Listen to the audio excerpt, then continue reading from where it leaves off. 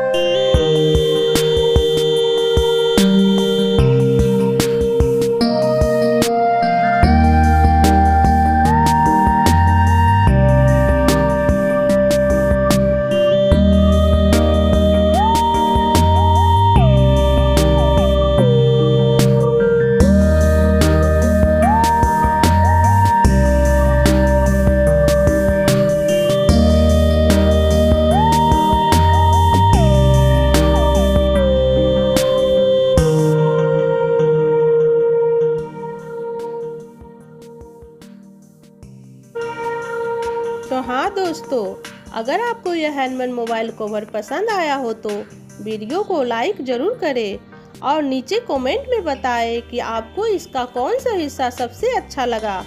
ऐसे ही और भी अमेजिंग ज्वेलरी और क्राफ्ट वीडियो के लिए मेरे चैनल को सब्सक्राइब करना ना भूलें। Thank you.